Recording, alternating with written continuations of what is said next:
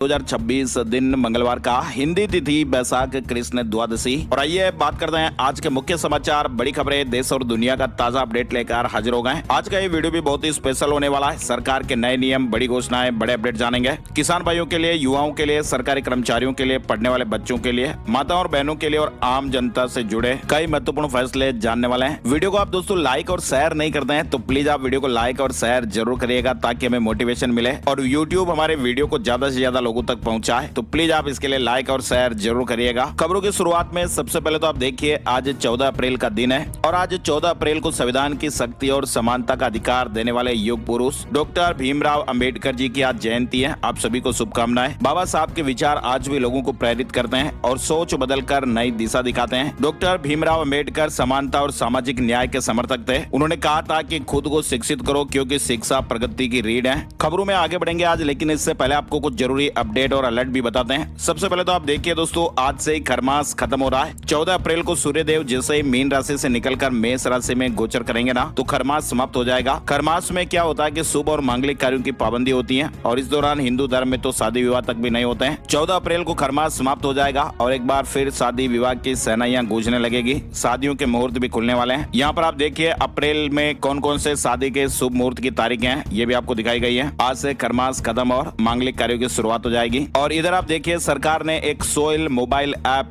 ई farms नाम का लोकार्पण किया है। खेत में खड़े खड़े मिट्टी की स्थितियों को जान पाएंगे किसान भाई। सरकार एक नया ऐप लेकर आई है। इस ऐप की मदद से किसान भाई अपने खेत में खड़े खड़े ही अपने मोबाइल के जरिए मिट्टी की क्वालिटी समेत जरूरी डिटेल आसानी से हासिल कर पाएंगे। किसानों के लिए खेती को और भी स्मार्ट और आसान बनाने की दिशा में सरकार ने यह नया कदम उठाया है। सरकार ने एक सोइल मोबाइल ऐप ई फार्म्स का लोकार्पण कर दिया है। अब किसान भाई अपने खेत की फोटो अपलोड करके आसानी से अपने मिट्टी परीक्षण की जानकारियां प्राप्त कर सकेंगे और अपनी आवश्यकता के अनुसार उचित खाद और पोषक तत्वों की सटीक सलाह सीधे मोबाइल पर ले सकेंगे। और इधर मौसम को लेकर एक बड़ा अपडेट आया है। इस साल मानसून कमजोर रहेगा। अल नीनो के कारण मानसून में देरी भी हो सकती है। करीब 80 सेमी बारिश का अनुमान है और 8 साल में ये सबसे कम बारिश का अनुमान है। कुल मिलाकर हमारे देश में इस साल सामान्य से कम बारिश होने के आसार अभी से लगाए जा रहे हैं। भारतीय मौसम विज्ञान विभाग IMD ने सोमवार को इस तरह की जानकारी दी। IMD ने कहा कि भाई साल 2026 में मानसून सीजन में देश में करीब 80 सेंटीमीटर बरसात हो सकती है। और ये बात करें ना दोस्तों, तो IMD ने पिछले 8 साल में पहली बार मानसून के सामान्य से कम रहने की बात कही है। मौसम विभाग ने कहा कि लद्दाख, छत्तीसगढ़, तेलंगाना, तमिलनाडु, आंध्र प्रदेश के मध्य हिस्सों, दक्षिण उड़ीसा और पूर्वोत्तर राज्यों को छोड़कर देश के ज्यादातर हिस्सों में सामान्य से कम बारिश होने का अनुमान रहेगा। अल नीनो से मानसून में इस बार हल्की देरी भी हो सकती है। अल नीनो दोस्तों, समुद्र का जो तापमान है ना, वो 3 से 4 डिग्री बढ़ जाता है और इसका प्रभाव 10 साल में 2 बार होता है। इसके प्रभाव से ज्यादा बारिश वाले क्षेत्रों में कम बारिश और कम बारिश वाले क्षेत्रों में ज्यादा बारिश होती है। और एक होता है ला नीना। इसमें समुद्र का पानी तेजी से ठंडा होता है और इसका दुनिया भर के मौसम पर असर पड़ता है। आसमान में बादल छाते हैं और अच्छी बारिश भी होती है। तो इस बार अल नीनो का इफेक्ट रहेगा। और फिलहाल आप मौसम को लेकर अपडेट देखिए। मौसम विभाग ने 4 राज्यों में बारिश का अलर्ट जारी किया है। 15 अप्रैल से एक नया पश्चिमी विक्षोभ एक्टिव होने वाला है, जिसका असर कई राज्यों में देखने को मिलेगा। मौसम विभाग ने कहा कि सिक्किम में कहीं कहीं गरज के साथ भारी बारिश और बिजली कड़कने की संभावना है। 14, 15 और 18 अप्रैल को अरुणाचल प्रदेश में भी भारी बारिश की संभावनाएं रहेगी। 17 और 18 अप्रैल को असम और मेघालय में गरज के साथ बिजली कड़कने और बारिश की संभावनाएं रहेगी। IMD ने कुल 4 राज्यों में बारिश का अलर्ट जारी किया। इधर चारधाम यात्रा 2026 को लेकर स्कैम भी हो सकता है। ध्यान दीजिएगा, सावधान रहिएगा, अलर्ट रहिएगा। रजिस्ट्रेशन के नाम पर, होटल बुकिंग के नाम पर या हेलीकॉप्टर बुकिंग में आपको सावधानी बरतनी है, गलतियां नहीं करनी है। उत्तराखंड में चारधाम यात्रा 2026 शुरू होने में कुछ ही दिन बाकी है और इस बार आपको बताइए, केदारनाथ धाम के कपाट 22 अप्रैल को खुलेंगे और बद्रीनाथ धाम के कपाट 23 अप्रैल को खुलेंगे। गंगोत्री और यमुनोत्री धाम के कपाट 19 अप्रैल को खुलने वाले हैं और हर साल लाखों लोग इस यात्रा में शामिल होते हैं। इसके लिए पहले से रजिस्ट्रेशन जरूरी है। अब तक यात्रा के लिए 11,68,000 से ज्यादा लोग रजिस्ट्रेशन कर चुके हैं। और साइबर ठग जो है ना, वो दोस्तों इसी मौके का फायदा उठाते हैं। इसलिए आजकल कई सारी फर्जी वेबसाइट, कॉल वगैरह भी चलती रहती है, तो आपको सावधान रहना है। और इधर देखिए आप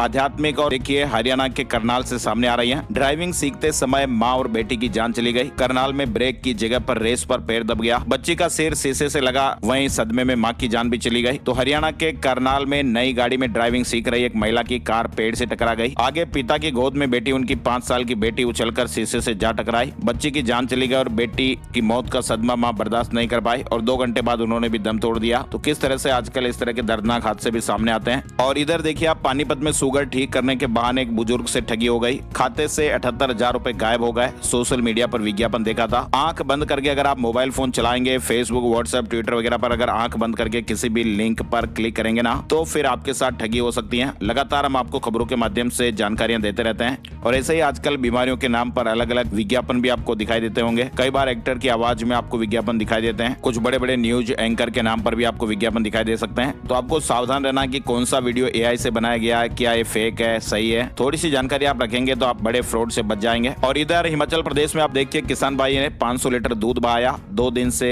मिल्क फेड खरीद नहीं रहा था, 50,000 का नुकसान हो गया। और इधर मुंबई एनसीबी की नागपुर में एक बड़ी कार्रवाई हुई है। 20 करोड़ रुपए का 210 किलो गांजा जब्त किया गया और इंटर स्टेट ड्रग नेटवर्क का भंडाफोड़ हुआ है। इस सिलसिले में 4 आरोपी गिरफ्तार किए गए हैं। ये गांजा उड़ीसा के संबलपुर से सप्लाई किया जा रहा था। इधर आप देखिए, अब युद्ध से जुड़े कुछ जरूरी अपडेट आपको दिखाते हैं। होर्मुज अब जंग का मैदान बन गया। ईरान और अमेरिका अब आमने सामने आ गए। स्ट्रेट ऑफ होर्मुज में अमेरिकी नाकेबंदी के बाद अब ईरान ने भी जवाबी कार्रवाई की धमकियां दी हैं, जिससे अब युद्ध का खतरा बढ़ गया है। दुनिया का 20% कच्चा तेल यहीं से होकर गुजरता है। फिलहाल दोनों देशों की सेनाएं एक्टिव और किसी भी वक्त ये जंग शुरू हो सकती है। इस्लामाबाद पाकिस्तान में जो वार्ता हुई थी वो वार्ता फेल हो गई और उसके बाद से अब तनाव लगातार बढ़े हुए हैं। ईरान की नेवी ने भी अमेरिकी नौसेना को वहां से दूर रहने की सख्त चेतावनी दी है। अब होर्मुज का असर पूरी दुनिया पर पड़ना शुरू हो चुका है। होर्मुज पर अमेरिका की नेवी की नाकेबंदी शुरू हो गई है। डोनाल्ड ट्रंप ने यह भी धमकी दी है कि भाई अगर इसके पास आए तो फिर ईरानी जहाजों को तबाह कर देंगे। और इधर ईरान ने कहा कि हमने भारत से कोई भी टोल नहीं लिया है। अमेरिकी राष्ट्रपति डोनाल्ड ट्रंप की तरफ से होर्मुज स्ट्रेट में समुद्री नाकेबंदी शुरू हो गई है और ये फैसला 7:30 बजे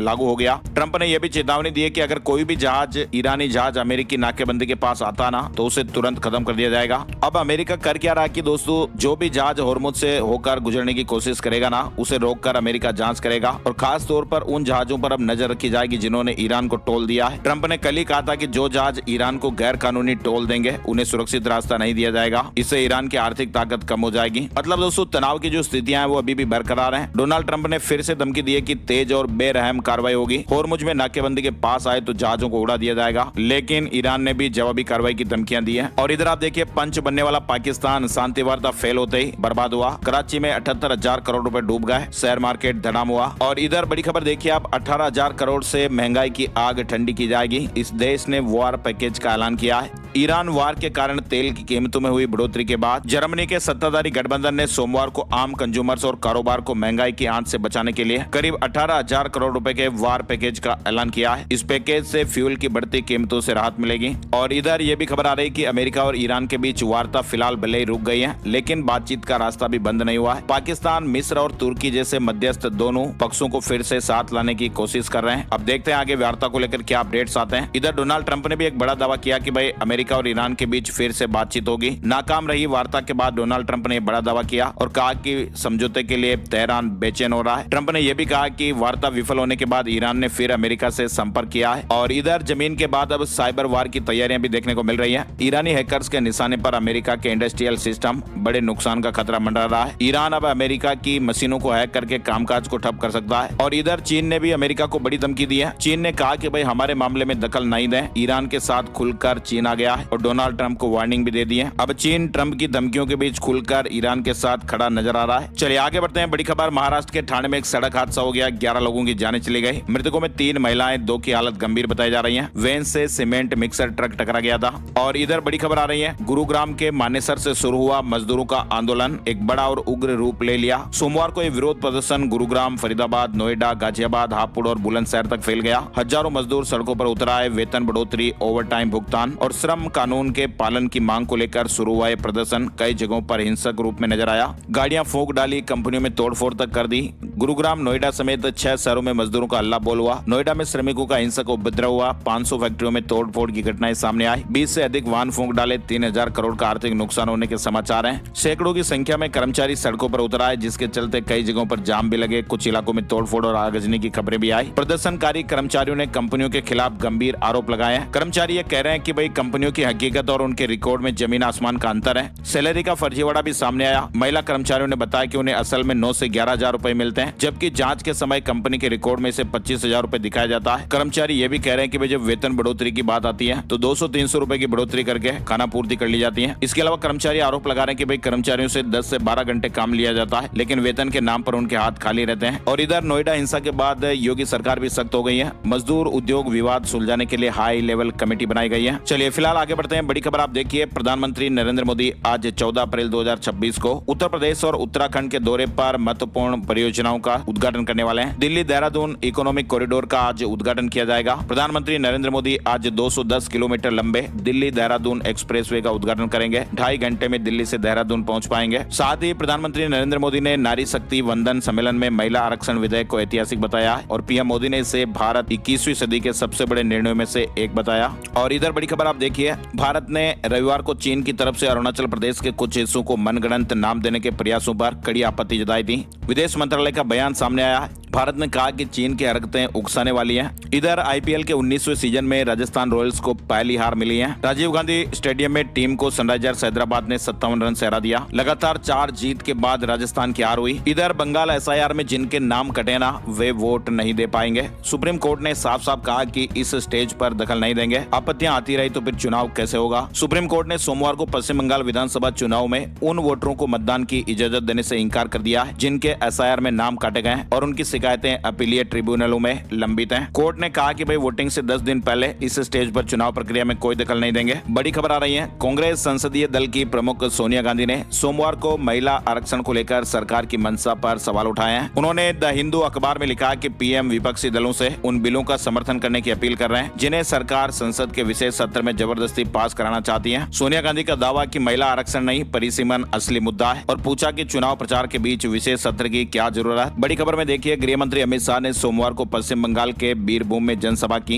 अमित शाह ने कहा कि टीएमसी ने बंगाल के 5,000 करोड़ गायब किए। ममता बनर्जी ने कहा कि 19 राज्य और केंद्र सरकार मेरे खिलाफ है, अकेले लोगों के लिए लड़ रही हूँ। और इधर रिटेल महंगाई मार्च में बढ़कर 3.4% हो गई है। खाने पीने की चीजें महंगी होने का असर दिखाई दे रहा है। ईरान जंग से अब ये महंगाई दर और भी बढ़ सकती है। रूस से तेल आयात 19 लाख बैरल प्रतिदिन पहुंच गया है। मिडिल ईस्ट में बढ़ते तनाव और हॉर्मुज रूट में सप्लाई प्रभावित होने के बाद भारत ने एक बार फिर रूस की ओर रुख किया है। अपने कच्चे तेल की जरूरतों का करीब 90% आयात करने वाले भारत ने पिछले 2 महीनों में रूसी क्रूड की खरीदारी में भी भारी बढ़ोतरी की है। मार्च में रूस से आयात 19 लाख बैरल प्रतिदिन पहुंचा। और इधर सरकार ने कहा कि देश में गैस की कोई कमी नहीं है। पैनिक बाइंग से बचने वर्दी का रंग बदलेगा। एडीसीपी, एसीपी और ट्रैफिक इंस्पेक्टर के पद भी बढ़ाए जाएंगे। जयपुर में यातायात व्यवस्था मजबूत करने के लिए ट्रैफिक पुलिस ने एक विशेष प्लान तैयार किया है। साथ ही आप देखिए, राजस्थान में कक्षा 11वीं में विषय चुनने को लेकर एक नई व्यवस्था इसी साल 2026-27 से लागू कर दी गई है। इस बार किया क्या कि राजस्थान में अब छात्र 3 के बजाय 4 ऑप्शनल सब्जेक्ट ले सकेंगे और ऐसे में अनिवार्य विषय केवल अंग्रेजी ही रहेगा। जो छात्र 3 विषय चुनना चाहते हैं उनके लिए अंग्रेजी, हिंदी अनिवार्य विषय होंगे। संयुक्त शासन सचिव ने परिपत्र जारी किया है। फिलहाल ये व्यवस्था सरकारी स्कूलों में ही रहेगी। राजस्थान के प्रदेश भर के निजी हॉस्पिटलों में आज ओपीडी और आईपीडी बंद रह सकती है। जयपुर में एक डॉक्टर की गिरफ्तारी के विरोध में इंडियन मेडिकल एसोसिएशन राजस्थान ने ऐलान किया है। इंडियन मेडिकल एसोसिएशन राजस्थान ने 14 अप्रैल को सुबह 8 से 15 अप्रैल की सुबह 8 बजे तक निजी हॉस्पिटलों में ओपीडी, आईपीडी सेवाएं बंद रखने का आह्वान किया है। और इधर आप देखिए, राजस्थान में मेडिकल हेल्थ डिपार्टमेंट के फूड सेफ्टी विंग ने प्रदेश में 17 अलग अलग ब्रांड के कई उत्पादों को बेचने और डिस्प्ले पर रोक लगा दी है। सोमवार को आदेश जारी करते हुए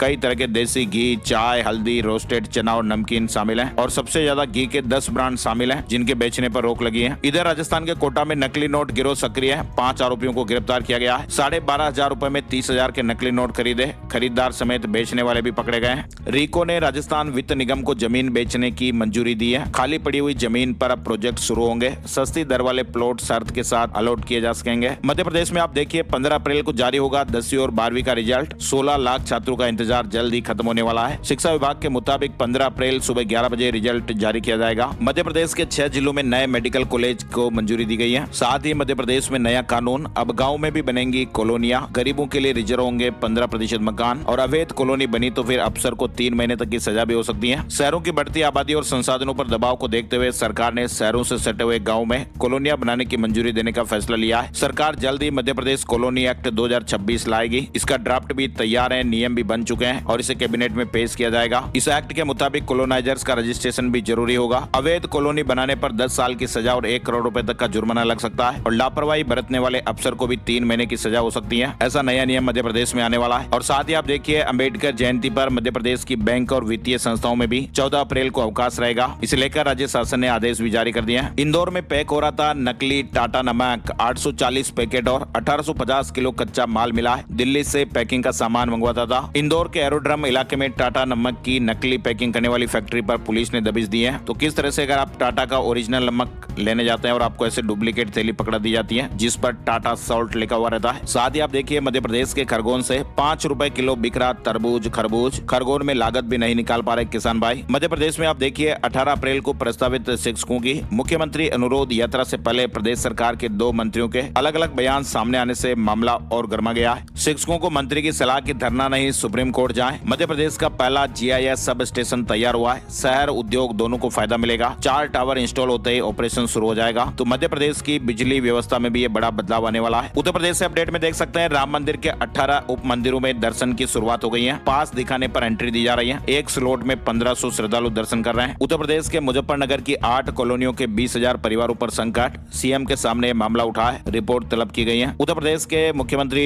योगी आदित्यनाथ ने सोमवार को मुजफ्फरनगर में जनसभा की और इस दौरान ये मामला सामने आया कि 2019 में शत्रु संपत्ति घोषित किए जाने से इन कॉलोनियों के लोग परेशानियां झेल रहे हैं। इधर सुप्रीम कोर्ट ने स्पष्ट किया कि वे वृंदावन के बांके बिहारी मंदिर की धार्मिक प्रथाओं में कोई भी ढांचागत बदलाव नहीं करेगा। शीर्ष अदालत ने मामले की सुनवाई 2 हफ्ते के लिए फिलहाल स्थगित कर दी है। अब मोबाइल से पता चल जाएगी नवजातों के लीवर की बीमारी। लीवर पोप ऐप को यूपी में लागू करने के निर्देश दिए गए हैं। अब गाजियाबाद में घर बनाने से पहले पेड़ लगाना जरूरी होगा, वरना नक्शा पास नहीं होगा। GDA का नया नियम भी 1 अप्रैल से लागू हो चुका है, जिसके तहत अब घर या बिल्डिंग बनाने से पहले पेड़ लगाना अनिवार्य होगा। नक्शा पास कराने के लिए प्लॉट में हरियाली के लिए जगह दिखानी पड़ेगी। इधर आपको बताएं, उत्तर प्रदेश के वृंदावन हादसे से जुड़ा अपडेट है। अब तक 15 श्रद्धालुओं की जानें जा चुकी हैं। सेना, NDRF, SDRF समेत करीब 200 लोगों की टीम ऑपरेशन में जुटी हुई है। टीम 20 किलोमीटर दायरे में लापता श्रद्धालुओं की तलाश कर रही है। हादसे के चौथे दिन भी सर्च ऑपरेशन जारी रहा। हादसे वाली जगह से 12 किलोमीटर दूर एक महिला और एक व्यक्ति की बॉडी पाई गई। कुल मिलाकर अब तक 15 लोगों की जानें जा चुकी है। एक अभी भी लापता है। पंकज मल्होत्रा नाम के व्यक्ति अभी लापता है। लखनऊ में 40 साल पुरानी LDA कॉलोनियों का कायाकल्प होगा। जर्जर फ्लैट की जगह हाई राइज इमारतें बनेगी। लखनऊ में 4 दशक पुरानी आवासीय योजनाओं की तस्वीर बदलने वाली है। चलिए आगे बढ़ते हैं। झारखंड से बड़े अपडेट में, रांची के प्राइवेट स्कूलों पर नकेल कसी गई है। 5 साल से पहले नहीं बदलेगी यूनिफॉर्म और किताबें। रीएडमिशन फीस पर भी रोक लगा दी गई है। रांची के उपायुक्त ने निजी स्कूलों के लिए नए निर्देश जारी किए हैं। किताबों और यूनिफॉर्म में बार बार बदलाव नहीं होगा। इसके अलावा देखिए, झारखंड में आप आर्थिक तंगी के कारण उच्च शिक्षा से वंचित रहने वाले झारखंड के विद्यार्थियों के लिए राहत भरी खबर आई है। दरअसल झारखंड राज्य सरकार के उच्च और तकनीकी शिक्षा विभाग ने गुरुजी स्टूडेंट क्रेडिट कार्ड योजना की गाइडलाइन में बड़ा बदलाव करने का एक प्रस्ताव तैयार किया है और अब इस योजना के तहत विद्यार्थियों को 15 लाख रुपए तक का एजुकेशन लोन बिना मार्जिन मनी के मिल सकेगा। अभी तक क्या होता था, 4 लाख रुपए से अधिक के लोन पर 5% मार्जिन मनी बैंक को देना पड़ता था। इधर बड़ी खबर हरियाणा से देखिए, हरियाणा में सोमवार को 7 नगर निकायों के आम चुनाव और पंचायती राज के 528 पदों पर उपचुनाव की घोषणा हो गई है। हरियाणा के 7 नगर निकायों में 10 मई को वोटिंग होगी। इधर कांग्रेस हाई कोर्ट पहुंच गई है। 15 तारीख को सुनवाई होगी। वोटिंग 10 मई को होगी। 13 मई को रिजल्ट आएंगे। 21 अप्रैल से नामांकन भरे जा सकेंगे। चंडीगढ़ के विभागों में लागू होगा ऑटो अपील सिस्टम। हरियाणा सरकार से 5 साल का समझौता।